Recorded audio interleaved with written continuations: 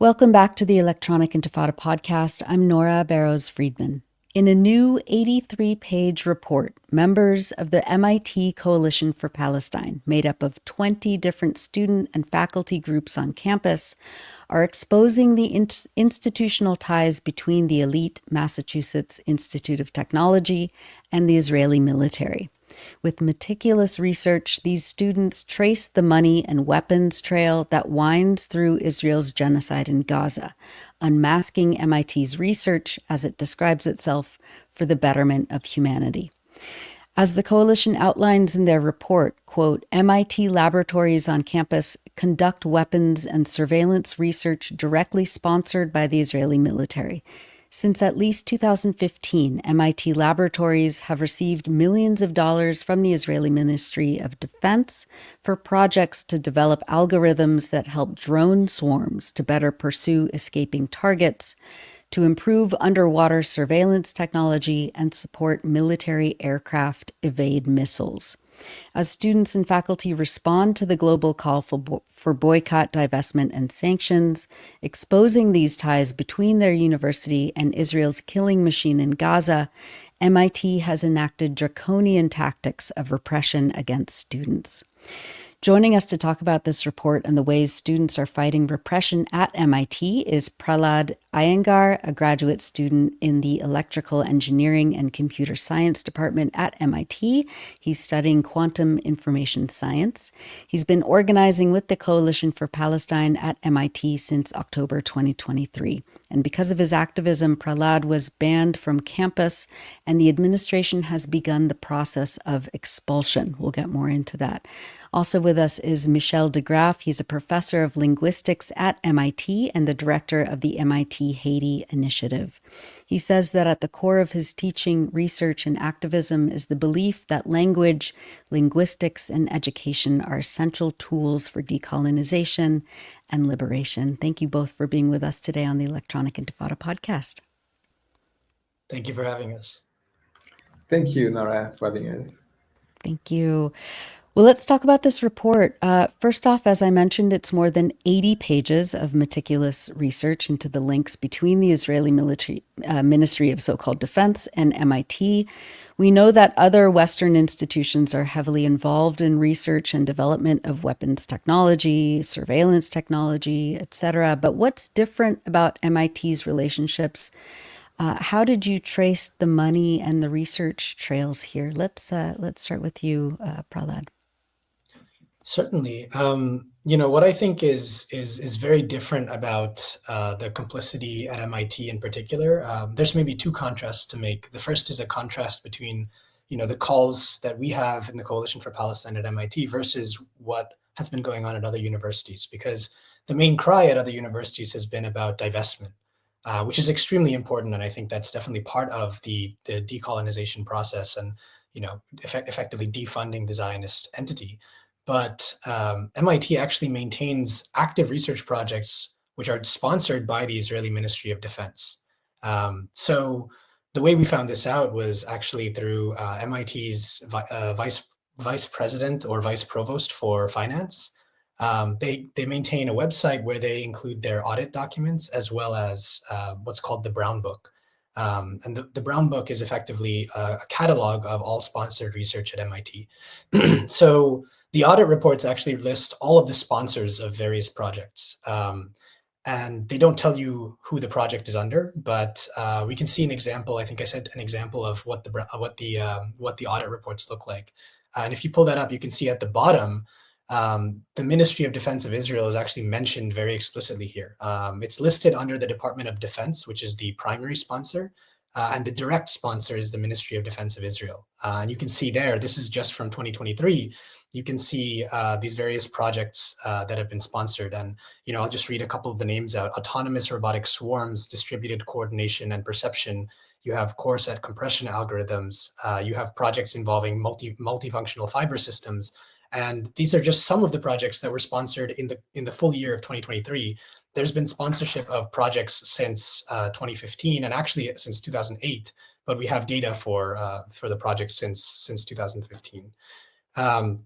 we were able to kind of dig up these projects by looking into the Brown Book, looking into the financial reports, and we found that they were directly sponsored by the Israeli Ministry of Defense. We searched up what that means, and ultimately it means that the Israeli Ministry of Defense has the ability to shape the research goals, shape the deliverables and the directives, and even has early access to these deliverables, including, for example, algorithms that are developed during these programs before they get published. So even though a lot of this work is open and publishable, a lot of the deliverables might be tailored and crafted toward specific goals that the Israeli Ministry of Defense has, as well as they might be made available to the Israeli Ministry of Defense before they're actually published and available openly.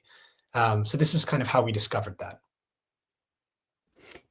And Michel, how have you been involved in this, and what are your reactions to the way that your institution, the elite University of MIT, world-renowned institution for research and science and engineering and technology, has been involved in this genocide in Gaza?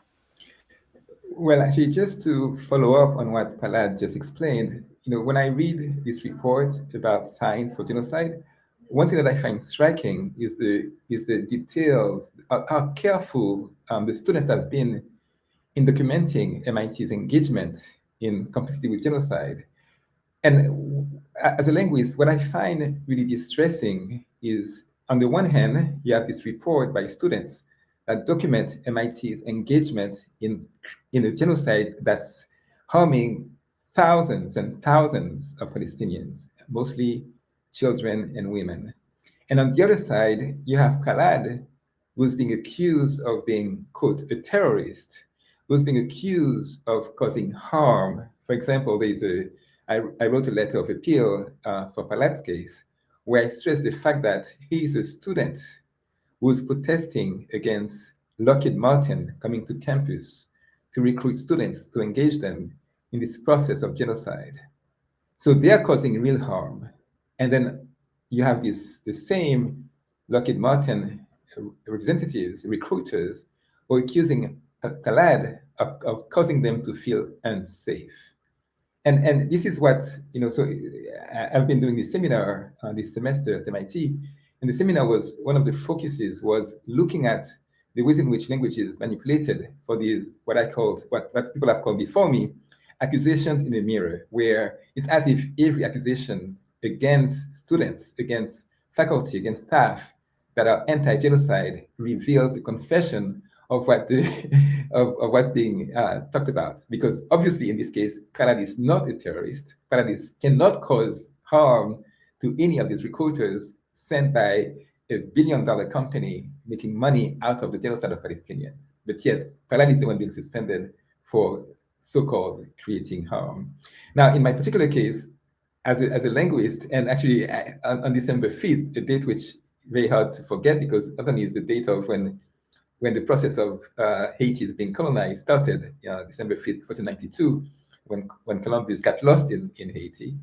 But it's also the date when we had these hearings in Congress where 3 presidents were called from UPenn, from Harvard, from MIT. And there were supposed to be hearings about quote unquote anti-Semitism.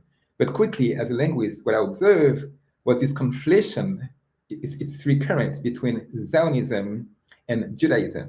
In fact, the very Congress people doing the hearing, some of them are most rabid anti-Semite, including Stefanik. And what Stefanik did in this hearing was to not only she used the term Intifada in a totally erroneous way. She stated that Intifada means calling for the genocide of the Jews, and she grilled the presidents. How can you allow students to call for Intifada on your campus when in fact there is not a shred of evidence that could support this claim that Intifada means calling for the genocide of the Jews?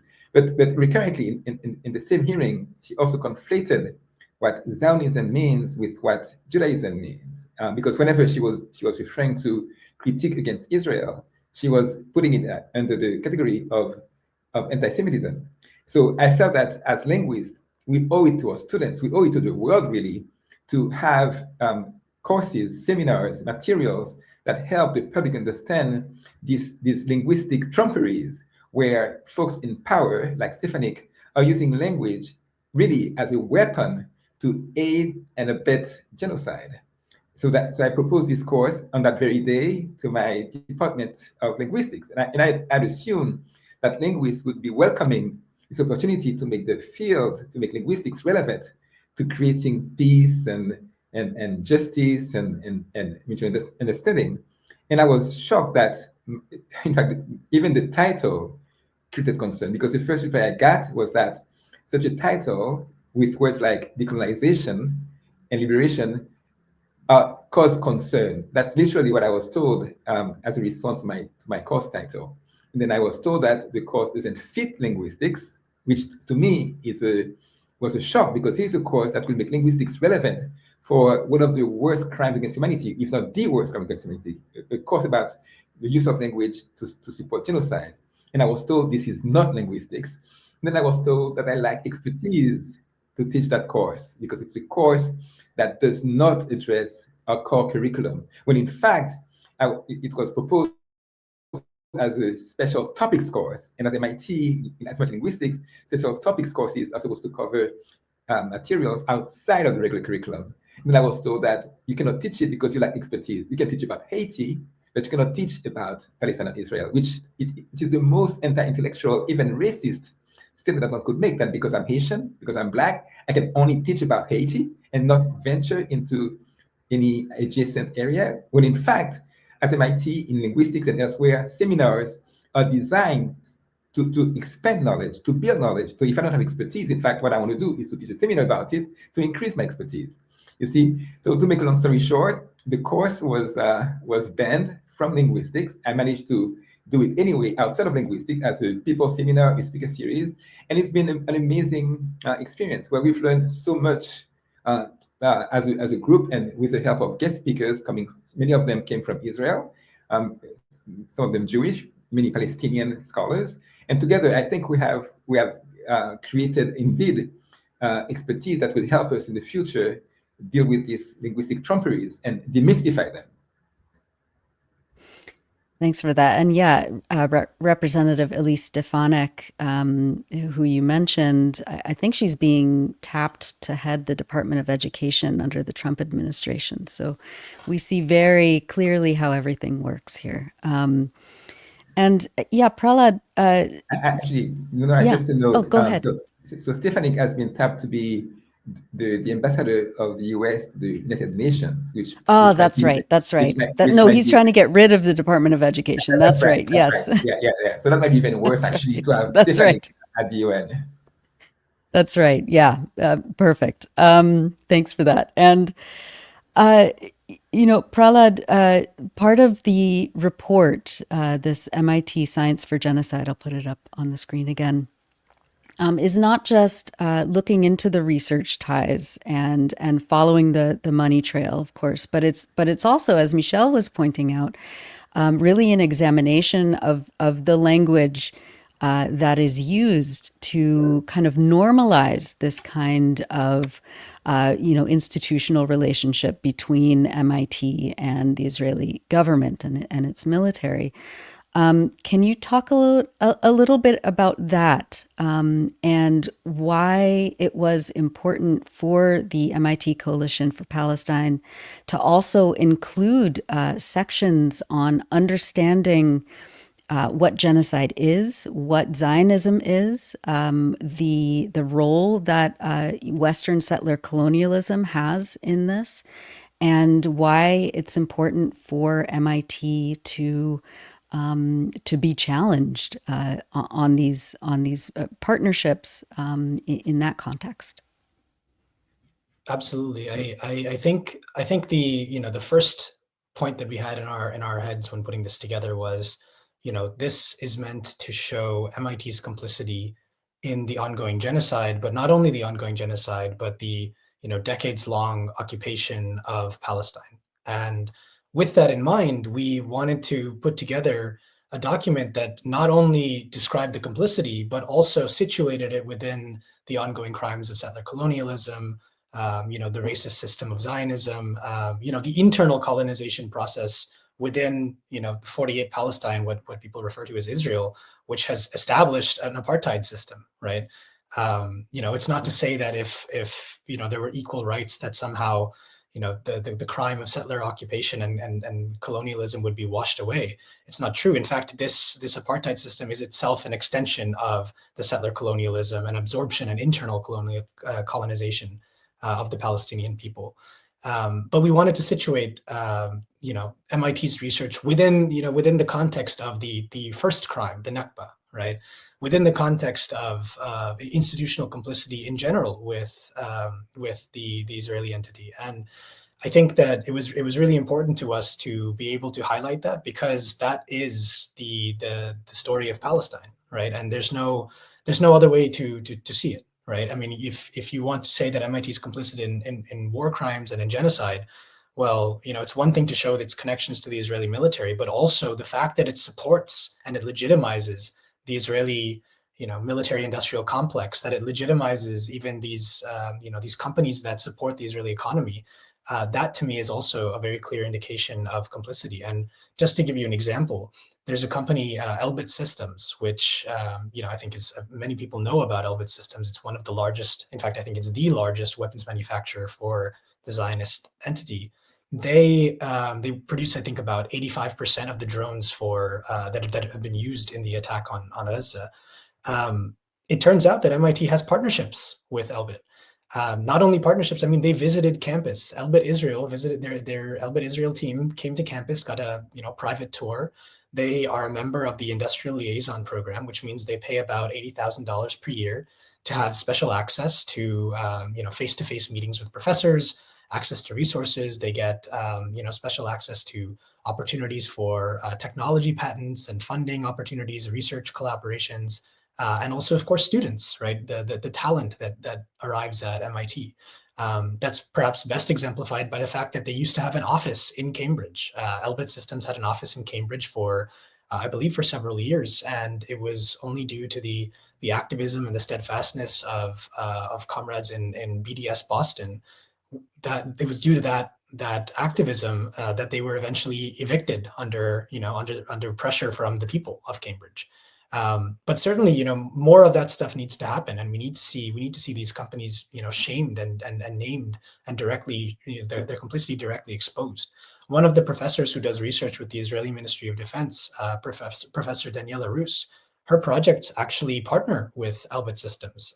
She has a collaborator named Dan Feldman at the University of Haifa. He is very much embedded within the academic military industrial complex in Israel.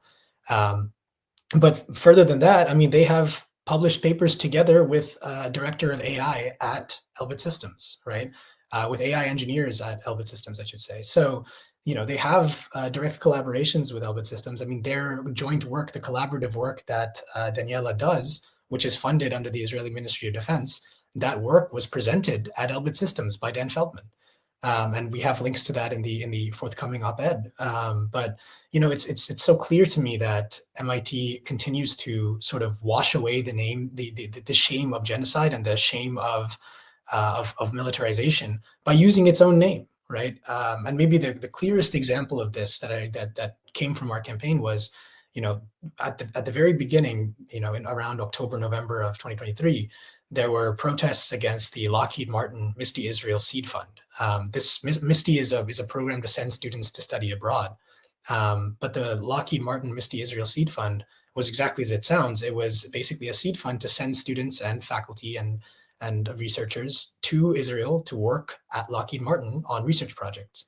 And MIT tried all sorts of stuff to tamp down this sort of messaging around this, and claimed that it was about green technology. They tried to greenwash it. They also tried to make it seem like these were just academic projects, not at all involved in militarization. Of course, Lockheed Martin is only involved in the militarization, especially in Israel. And there were protests against that. And eventually we were able to actually get that fund canceled. So the fund was terminated. We learned of that kind of toward the end of the summer and the beginning of the fall semester. And that's the kind of action that we need to be taking. Is we need to be ending this level of complicity. But these sorts of projects, they kind of fly under the radar, right? I mean, MIT is a big name. It is a very prestigious institute, and so a lot of companies get a lot of benefit just by associating with MIT.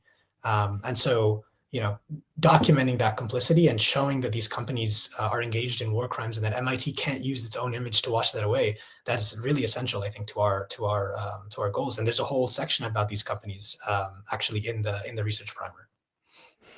And as Michel referenced, the administration has accused you specifically of making Lockheed Martin's representatives unsafe.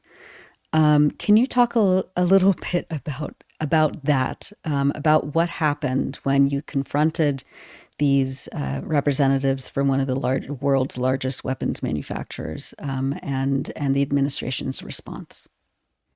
Absolutely. I mean, you know, I'm shocked to even find out that this is the way that they responded. But what happened that day was I and many other students, went to the career fair, and I, of course, registered and scanned in and all that kind of stuff. And I went to the Lockheed Martin booth at some point during the career fair after talking with other recruiters, and I spoke with one of the recruiters about the projects that Lockheed Martin offers. I was curious, especially to find out what exactly they were trying to recruit MIT students for, because there's so many companies that come to the career fair, and a company like Lockheed Martin, which is very much engaged in defense, one would think that MIT has a responsibility to sort of not coerce its students to work in the military or to work for military contractors. They should, I mean, students who decide to go that path may decide to do that, but that shouldn't be something that's promoted by the institute. And I had one conversation with the first recruiter. I asked a lot about the ethics of working in defense and also about civilian applications. He then directed me to talk to a different recruiter, and I stood in line to talk to that recruiter. By the end of it, the career fair staff had decided that they were going to move Lockheed Martin into a private room, and they were going to move their recruiters there, and they were going to take students one at a time. So I stood outside that room and I stood in line, waiting for my chance to talk to the second recruiter, and I never got that chance. I was just waiting outside in line. I mean, they submitted video evidence against me in my discipline case, and probably 85% of that video evidence is just me standing outside of a room, just on my phone or maybe talking to some people. But the video evidence basically shows that I did nothing outside the line. But the statements that came from the Lockheed Martin recruiters and the interviews they did indicate this like idea of unsafety, right? They said, well, we had to take an Uber Black back home to our hotel because we were so scared that something was going to happen. Well, of course, I never threatened to do anything. I never even attempted to enter the room. But they make that claim. They said that they felt unsafe because I was waiting to speak with them. Well, I mean, I had been told to speak with them. They claim that, because I was outside and I was, they say that my volume was really loud. None of the video evidence shows that, for example. The way I see it, it's a direct attack to sort of suppress the pro-Palestine voice. I mean, I think the actual case has no basis. There's no real evidence. But of course, the evidentiary standard of the Committee on Discipline is what they call a preponderance of the evidence, which means they have to conclude that it's more likely than not that something happened. What that means in practice is that any former biases that they may have, including identifying me as one of the campus activists, one of the folks who they've seen, whose face they've identified, one of the folks who's been profiled by the police, and who often gets profiled by the police when any protest happens. The fact that they're able to include that bias and allow that to tip it this way, and allow it to tip it to the point where they issued a disciplinary suspension. So I'm suspended until January of 2026. It's a very clear indication that this process is broken. But also, it's a very clear indication of the Palestine exception within free speech. I mean, there have been protests at MIT, even protests of Lockheed Martin, for example, from folks who have been active in climate justice, et cetera, and they've not garnered this kind of response. This kind of response has only happened because of students raising their voices for Palestine. I'm not discouraged, of course. I'm not going to be dissuaded from Palestine activism, but it certainly does throw a lot of obstacles in the way. And there are other students who are facing also very challenging discipline at the moment. And we need to do our part to support that so that we can make a sustainable movement. Thank you for that. It's unfortunately it's not a rare occurrence that this is happening and keeps happening to students all across the country who are expressing their discomfort with their institutions, financial investments, political investments, in these companies or politicians that support this genocide, and of course, on top of the 76 years of colonization of Palestine. Michel, can you talk about how it looks from your vantage point as a professor when you see, your colleagues, on faculty, using hundreds of thousands of dollars in grants, with the Israeli military to develop these, these weapons of war, and when you see, the administration handling, the protests by students and members of faculty in such a draconian way. So just to echo what Prahlad just said, I mean, there's a way in which my experience at MIT is almost, as a faculty, is almost parallel to what Prahlad describes for his own case in terms of an exception when it comes to Palestine. I've been at MIT now for more than 28 years. And over the past 28 years, I've often had the opportunity to propose courses having to do with language and social justice, and it's never been an issue. So in 2021, I had a seminar where we covered communities from Haiti, Jamaica, Trinidad, the Seychelles, Mauritius, Shetland, Ireland, New Zealand, places that I know much less about than I do now about Palestine and Israel. And that was never an issue. It's only when I propose a course that has Palestine and Israel in the title, and also the term decolonization, that created quote unquote concern. And I was reproached of entering a field in which I have no expertise. Whereas, talking about Shetland or New Zealand, there was no issue there because it was a seminar to build expertise. But there is one thing that I find really despairing when it comes to MIT being in such alignment with the genocide, is the fact that, if you look at MIT's mission statement, it's such a lofty statement. So the slogans that I keep repeating is that at MIT we're supposed to practice mind, hand, heart work to make the world better, for a better world. And how can we have such a slogan? And how can we, 2 years ago, around this issue of deep values for higher education, there was a long series of faculty meetings about the importance of academic freedom of expression. And interestingly, this was at a time when there was a pushback around faculty wanted to be free to talk about issues that I would consider, as a Black person, quite racist. And one faculty at the faculty meeting then said that he could not teach well. He could not be a good teacher if he had to worry about his students' background, because they might be too sensitive and he would feel too hampered in his teaching. And I had a colleague come to me and say, well, we should, I express concern that in fact we need to care about our students' feelings and where they're coming from, because that's what makes us good teachers, when we have empathy. And one of my linguistic colleagues came to me in my office afterwards to say, well, as scholars, we need to promote absolute free speech. The only way to combat harmful speech is to have more speech. In fact, the very statement that MIT came up after this long series of meetings is one where it said very clearly that MIT has to allow any kind of speech, including speech that might be harmful to some groups. It says so explicitly that MIT has to allow even speech that might be harmful to some groups. And in this particular case, we have faculty whose speech are being repressed. And at the same time, you have the same administration that's saying that we have to allow research with the Israel Ministry of Defense, because we have to accept that faculty have a right to academic freedom. You see, and our own president, Congress, described these collaborations as being vibrant. That's the term she used, literally. She considers those collaborations between MIT faculty and Israel as vibrant. And then she refers to the importance of academic freedom. So clearly, what you see here is beyond an exception. It's a set of double standards that are, I find, totally cruel.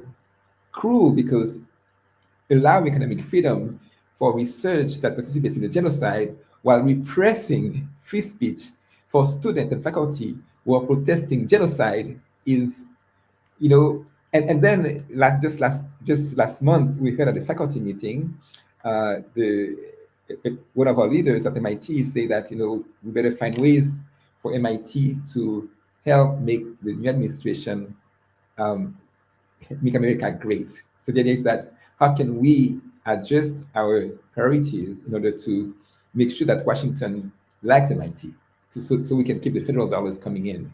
And when I hear that, I get extremely concerned because the new administration coming in January is clearly anti-education. In fact, Trump wanted to even get rid of the Department of Education. And what does it mean now for MIT as a leader in higher education wanting to help the new administration make America great, given that what's going to be making America great is getting rid of, higher education, getting rid of inquiries into different ways of seeing the world. You see, so as a faculty at MIT, I'm extremely concerned by the ways in which our administration is obeying even before being issued the orders. And the orders are clearly going in the fastest direction. Indeed they are. How has the report and this enormous body of research that the coalition has put together, how has it been received both by students and faculty on campus? Is MIT's relationship with Israel generally popular? Are most students and faculty on board with this, or what has been the response? So I can speak, directly to that point about whether it's popular. We've now had three votes among various bodies. Last year we had a vote among the Undergraduate Association, which voted for the end of this complicity, specifically these research projects. We had a vote in the Graduate Student Union, which went the same way and asked for these projects to be ended. And this is, of course, the graduate student body that represents graduate students. And of course, the research is done by graduate students, right? So it's something that I think is very popular among that body. And then we also had this year the Graduate Student Council vote, and very clearly vote to condemn the ongoing complicity with the Israeli Ministry of Defense, and also ask that these contracts be cut. All of these indications show that from the student body perspective, these contracts are extremely unpopular. They represent a very small amount of the total research done at MIT. I think the maximum that they represent for any one professor is maybe 4% of their total grant money. And that might sound like a large amount, but it really is not, right? Especially at an institute like MIT, where we get a whole lot of money for a whole lot of research. But overall, for the entirety of MIT's research body, this comprises maybe 0.1% or so of the total amount of research money that we get, and yet MIT is unwilling to cut it. I also kind of want to draw a couple parallels. A few years ago, there was the murder of journalist Jamal Khashoggi in Saudi Arabia, and as a response to that assassination, the MIT faculty and the MIT students came together to basically vote to divest from Aramco. Aramco is a Saudi state-owned company. It basically was involved in MIT's energy initiative. There were a bunch of projects partnered with Aramco. And because MIT decided to unilaterally cut ties with Saudi Arabia, especially the Saudi Arabian government, the contracts with Aramco were cut, and there was a transitional period. There was a period where the work should be transitioned to some other funding source, and that's exactly what we're asking to happen with the Israeli Ministry of Defense, right? That's exactly our same call, but MIT is not willing to do this despite this level of pressure. I mentioned this because Saudi Arabia is, as has been the case for some time now, a longstanding ally of the United States, right? It's something where, even if you might say, well, MIT is not going to go against US foreign policy. Well, there's a case where they did. There's a case where they really did try to, have a backbone and speak up against the murder of a journalist. Here in Palestine, we've had, hundreds of journalists murdered. We've had them targeted specifically. Their families have been targeted, right? The people of Palestine are under siege. They are not getting, access to food, to medicine, to water. There was just now, I think there was a report from the Human Rights Watch, I think just today or yesterday that came out about specifically the lack of access to water. Amnesty International has now come out and condemned. And of course, that's not to give legitimacy to these institutions that have dragged their feet and allowed a genocide to occur for months on end for over a year without any statements against it. But it does show you that on the whole, the world recognizes that this is a genocide. MIT even should recognize that this is a genocide. It violates MIT's own policies to be funding groups or to be collaborating with an entity that actually actively is perpetrating a genocide. It's a violation of its own audit and risk policy because it's engaged in active human rights violations. And yet MIT does not apply that standard to Israel. It applied that standard to Saudi Arabia. It applies that standard to Russia when it cut the Skoltech program, which was a partnership between MIT and Skoltech, which is a Russian university, after the invasion of Ukraine. And MIT is also, scrutinizing its own relationship with China. At the same time, there's an active genocide going on, and MIT has not done anything to scrutinize its relationship with Israel. This, to me, is the strongest example of a double standard. Every one of our peer institutions in Gaza has been bombed. Every single university has been bombed. Not a single university is in session. Not a single university has classes. Many professors, dozens of professors have been murdered. Dozens of students, hundreds of students in reality have been murdered. Just the other day, I think just 2 days ago or yesterday, we learned of two students who were supposed to be going to start their PhDs in Ottawa, in Waterloo perhaps, and they were murdered. They were killed by an Israeli airstrike. MIT has not at all embraced its values of education, its values of academic freedom. What's the most unfree thing? It's to have to live under a genocide and to not be able to access your education because of that genocide. It's the exact antithesis to academic freedom. So, it's very clear that it's a very unpopular thing for MIT to be hanging on to these ties. At the same time, the administration is facing pressures from their legal counsel because of, as Michel mentioned, the subpoena from Congress and the possibility of the right-wing government coming at them. There's obviously a lot of influence from big donors and from Zionist donors as well. There's a lot of pressure also just in the public to put pressure against the Coalition for Palestine. At the same time, there's overwhelmingly more pressure from the community against MIT's ties to the Israeli military. There was a resolution from a couple city councilors. 2 city councilors signed on condemning MIT's repression against students and saying that MIT should not be taking this money. So I think it's an overwhelmingly unpopular thing overall for them to hold on to this. At the same time, I don't think that is what has been driving MIT's decision making. I think their decision making is driven by their bottom line, which is why it's important to exact a cost at the institute and to make it very clear that we will stand in the way. And that's exactly what I advocated for in my piece on pacifism, for which I was banned from campus, and I'm still banned from campus. That's exactly what the students did when we created the Scientists Against Genocide encampment.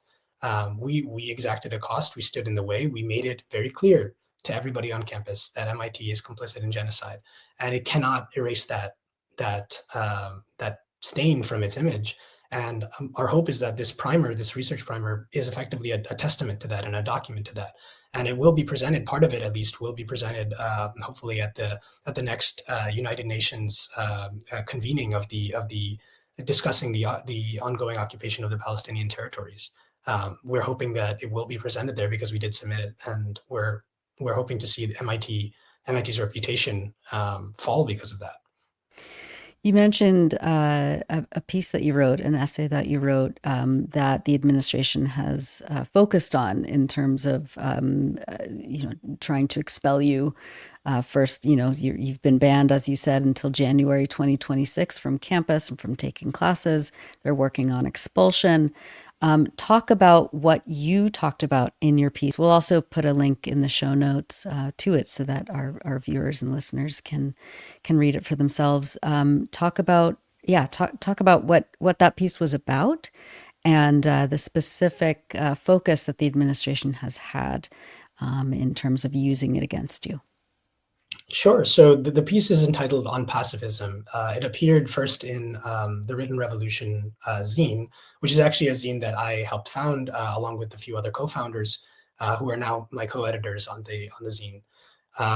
And the article was basically about analyzing the role of pacifism within liberation movements.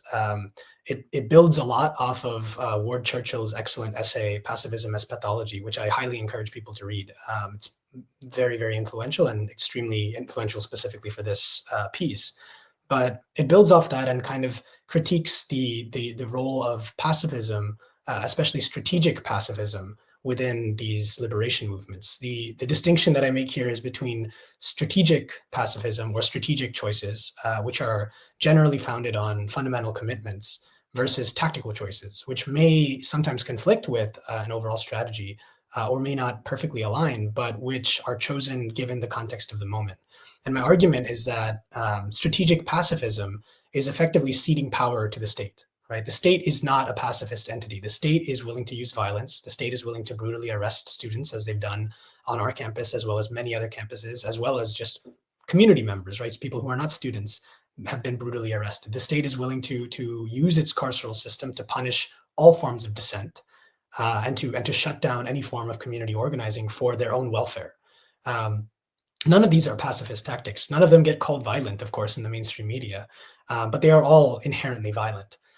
So to me, strategic commitment to pacifism, meaning a commitment on a fundamental commitment to pacifism, let's say, is a mistake because it does cede power. It says that the state is allowed to harm me, the state is allowed to enact violence on me, and I will not have the right to defend myself.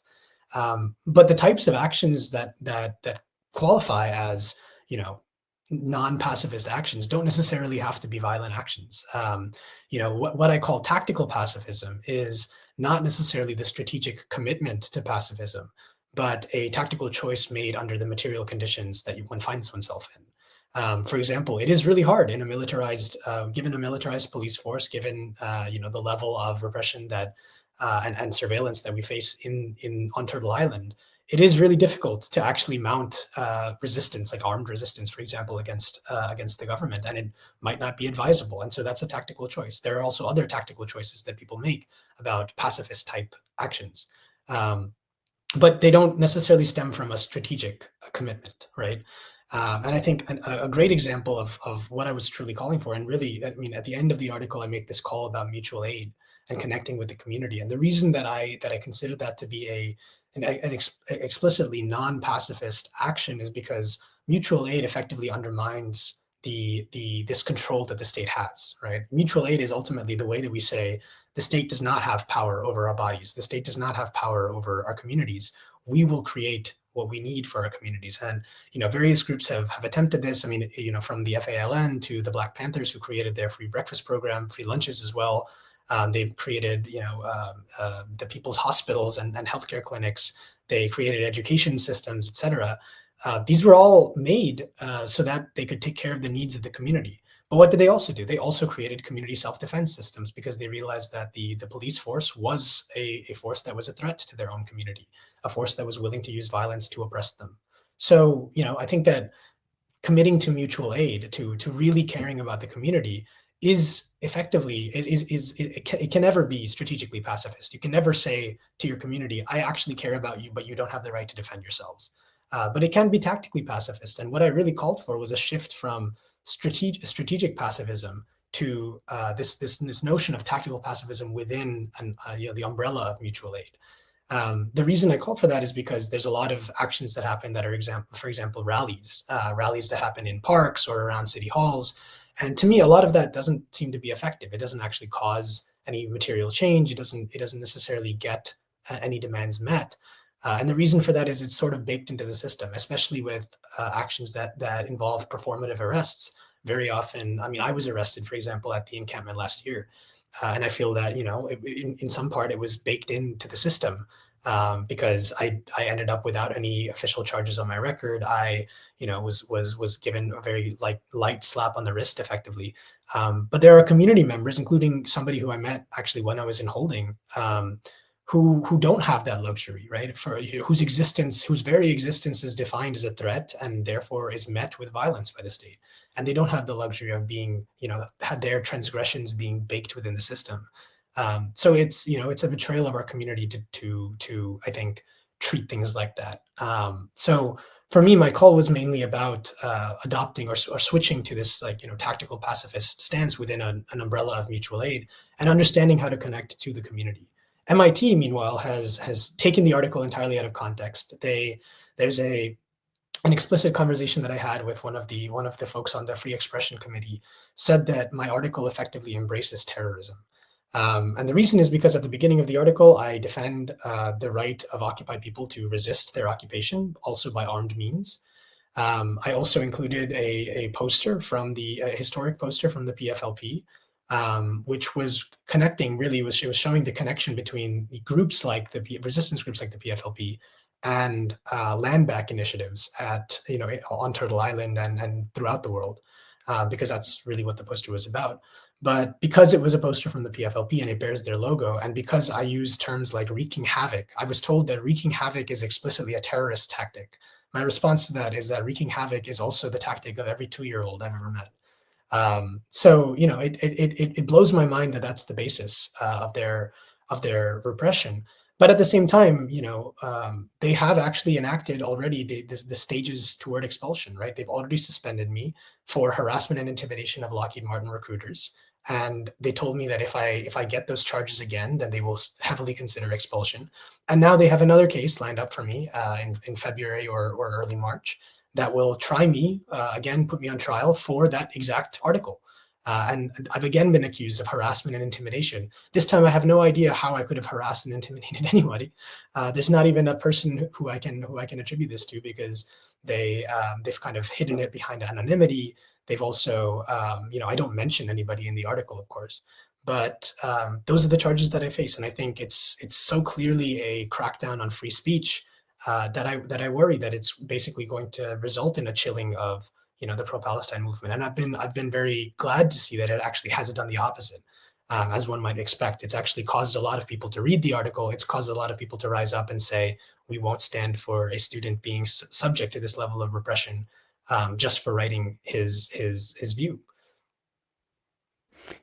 I mean, Michel, it must just spin your head around, as a tenured linguist, as someone who has studied the impact of language and speech in the context of methods of decolonization, methods of liberation, methods of indigenous struggle, against settler colonialism.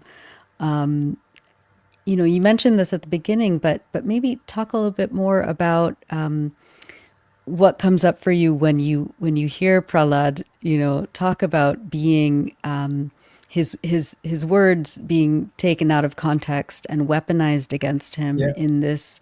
He's repeating what the United Nations has ratified over and over again in terms of the rights of indigenous people to use any means necessary to resist. Right. Absolutely. Yeah. It's in fact, as I've told Prahlad that a couple of times already, that I find his essay, no one has to agree completely with what Prahlad puts in his essay, but that's exactly the goal of a student, of any scholar, presenting the views to the world. If you disagree, then you can have a reasoned argument, you present your data, your analysis, and let's debate. So in fact, I've told Prahlad that I'm teaching next semester, I'm doing 2 courses. One is called Creole Languages and Caribbean Identities, and the other course is called, which I co-teach with my colleague Fox Harrell, it's called Black Matters, where we look at the African diaspora throughout the world. And I find Prahlad's essay so inspiring. Why? Because essentially, when you think of the repression against it, because coming from Haiti, in fact, what I did after DSA came under so much repression, there's a culture that I quite like actually, because it so much summarizes um, my take as a Haitian when I hear Prahlad um, defends why it's so important that we don't just resign ourselves to be pacifists when we're under major brutal attacks by forces, like in the case of Haiti, it was the French. In the case of Palestine, it's Israel. And in the case of the students, it's the police, for example. So there's a cartoon that goes back to 1791, and you have Dessalines, who was our founding father in Haiti, talking to Rochambeau. Rochambeau was one of the cruelest French generals that were sent to Haiti to combat the Africans fighting for their freedom. And actually, thinking of the current discourse about Haitians by Trump during the campaign, so Trump accused Haitians of eating pets, but actually, the French, when they sent Rochambeau to fight against the Africans, they brought dogs to go after my ancestors. So my ancestors were hunted by dogs who would eat them. but this cartoon shows Dessalines fighting for his freedom, asking Rochambeau, the cruel French general, please, will you be nice enough to reward us our freedom? And then the cartoon says, Rochambeau was so nice that he immediately liberated those Africans who were being so reasonable, asking for the freedom. So obviously, this is not what happened. Haiti would have never been freed if we had been bound by pacifism, right? So as a Haitian, I totally understand Prahlad's argument that you cannot give the monopoly of violence to your oppressors. But the fact, but from a larger perspective, what you see happening, both on the case of Trump, even the case of his opponent, Kamala Harris, and even in the case of MIT, is this constant pressure to erase history. And so actually, as part of my seminar, we had a student present a project where she analyzed the discourse of MIT leadership. And what she shows there is that it contains all the ingredients for rising fascism. Because one of the ingredients for that is that certain people are deemed disposable and other people also deemed non-disposable. And the way you study it is to see how leadership talks about these different groups. So in the case of fascism in Germany, it was very clear that Hitler considered the Jews as disposable. He called them vermin. He used the worst words for them. And if you look at the speech of, say, Trump, or the speech even of our leaders at MIT, the way they talk about Palestinian lives versus Israeli Jewish lives, there's a huge contrast. So in fact, the first time I got into I would call it good trouble at MIT is back in November, and I was responding at a faculty meeting about a leadership, Congress. She proposed this group that was going to work on against hatred on campus. That was the idea. But the focus was not just on all hatred; it was just on hatred towards Jews. When in fact, at that very moment at MIT, there were lots of students supporting, Palestine who were victims of hatred from various groups, including the pro-Israeli students and the pro-Israeli faculty. So I stood up at the faculty meeting and said, well, I'm very disturbed by a proposal to look at hatred on campus that focuses only on just one group. And why not look at all kinds of hatred? And at that moment, at the faculty meeting, I was shouted at by another faculty who called me something like liar, and folks said, shut up, at an MIT faculty meeting. Now, looking at language, just recently, in fact, going back now to the context of protests against MIT's complicity with genocide, when there was this protest at CSAIL, and when there were articles written about this professor at CSAIL working with Israeli Ministry of Defense, we got this letter from Congress complaining that there is a lack of civility, there is a lack of politeness. But in my particular case, I was insulted at the faculty meeting in public for telling the truth about Palestine. And there was no statement made about lack of civility, lack of politeness. But in this particular case, where the students are protesting an actual complicity with genocide, Now there's a complaint about lack of stability. So you see, so there again we come back to this issue of double standards. But what it tells us is again certain lies are viewed more valuable than others. At the same time, there's also this constant erasure of history. In the case of my course, for example, one reason, in fact, perhaps this is the initial reason why it created concern, is because I had the leadership of my department tells me that I should not be using terms like colonial in the context of Israel. The idea is that Israel cannot be viewed as colonial. Why? Because there was no colonial base in the creation of Israel. And in fact, my colleague we eventually created this committee to review and reject my course. He said, well, look at Algeria. In Algeria, the French were colonial because they had France as a base. But in the case of Israel, there was no such base for the Zionist project. And this is someone who knows about semantics. And again, I find that to be such a spectacular erasure of history that support a fascist approach to education. Because if you go and look at the original source, if you read, for example, Theodor Herzl, which maybe should be called the foundational document about Zionism, if you look at Jabotinsky, they're all very clear that it was a colonial movement, right? Herzl even asked Cecil Rhodes of Rhodesia to come help do in Asia Minor what Rhodes had done in Africa, the colonial project, right? Jabotinsky was clear that it was a colonial project. And they were also clear who were the indigenous, because alongside the view that Israel could not be colonial was the idea that it was a return to the homeland, right? But what they forget is that both Herzl and Jabotinsky, they recognize that the indigenous people were the Palestinians. In fact, it's clear, it's black and white on paper, right? So again, history keeps being erased. You see, and I realize that this is probably why my course became such a threat, and it had to be banned by an institution that seems to value certain lies over others. Again, going back to the term of fascism, which is by definition creating hierarchies across different grades of humanity. You see, so I really feel that what the students are doing to basically shine light on the true history of the region and also fight for justice for all is remarkable. So again, I'm very thankful for the chance that we can voice our views here. So thank you, Nora. Yeah, no, thank you. Prahlad, in the last few minutes, talk about the coalition, talk about where this movement goes next. Even if you're expelled, are you, gonna fade into the shadows, or are you gonna keep fighting? What comes next? Certainly, what comes next is it's not entirely up to me for sure. It's that's why we have a movement. But I do think what comes next is we need to continue to press on these ties. We need to continue to press against the complicity. We need to continue uncovering more information. I mean, there was some information that we had, that's not in the primer that appears in the op-ed because we discovered it as we were doing further research into the complicity of a specific professor. These ties to Elbit systems and that kind of thing.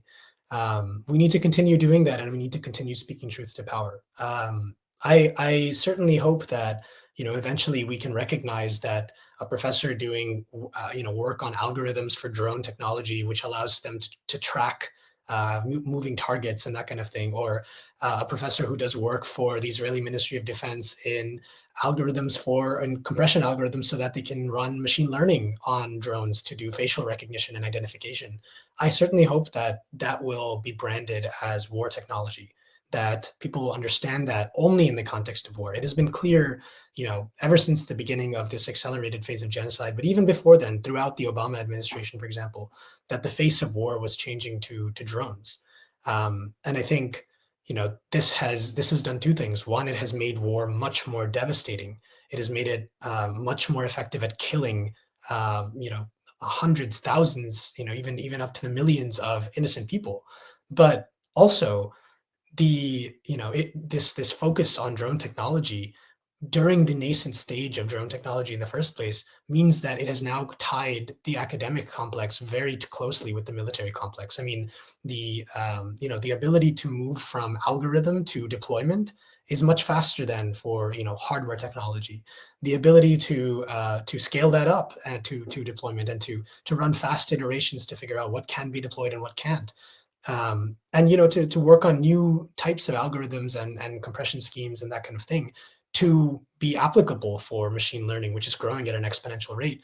I mean, this can only tie academia closer together with the military complex, and it's necessary for us to sort of become the wedge in between, and make sure that that doesn't happen. And there's many ways to do that. I think that's also part of my article is we need to embrace a diversity of tactics. We need to have protest. We need to have demonstrations. We also need to have education. We need to have people understand what it is that they're doing when they do a homework assignment where they're calibrating the control system for a Boeing aircraft, right? What does it mean when they're doing a drone-based homework problem? Because that's stuff that appears in the theory classes at MIT is direct work on drones and things like that. So I hope that we can achieve this. I hope that we as an academic community can fight back. But I also hope that we connect with the wider community and we recognize that our academic work is not isolated. It's not some nice beautiful sphere of isolated from the rest of the world. But that it's actually explicitly part of the world. That it explicitly does have something to do with the way that war has developed, and it explicitly does have an impact on innocent lives across the world. So my hope is that we can continue to push that. I will definitely not be disappearing.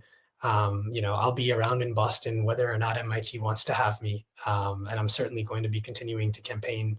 A lot of this information is, like for example, the document you showed Nora earlier, with describing the projects of the Israeli Ministry of Defense. That the audit document is actually available publicly. I mean, a lot of this information is available publicly. A lot of information about MIT has to be made available publicly because they take so much land, right, from the community.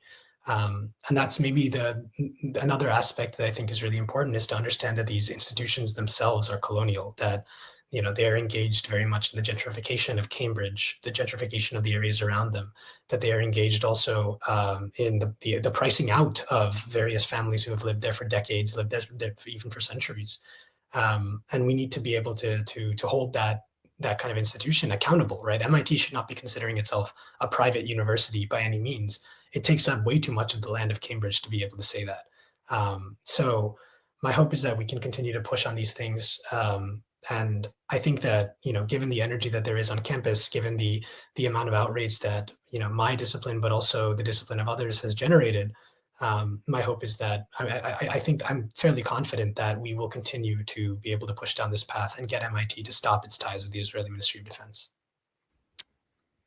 Thank you so much, Prahlad, Iyengar, and Michel DeGraff, for joining us today. As I mentioned, we'll have all of these links to the report that the MIT Coalition for Palestine has put out, as well as your piece, as well as some of your scholarship, Michel, and ways that people can get involved and learn more about the incredible organizing and activism work that you're both doing and are a part of. So thank you so much for joining us today, and keep us posted. We'd love to have you back on to talk about some victories next time. Thank you. All right. Thank you so much. And I want to give major thanks to the students because they've put so much on the line. Me, I'm tenure, so they might still kick me out, although actually they already kicked me out of linguistics, but that's at MIT. But the students have so much more on the line, being suspended, being expelled. So so I have lots of respect and admiration for the students. So thank you for all your work and your movement. Well, thank you, Michel, and thank you, Nora, for also having us here. Of course.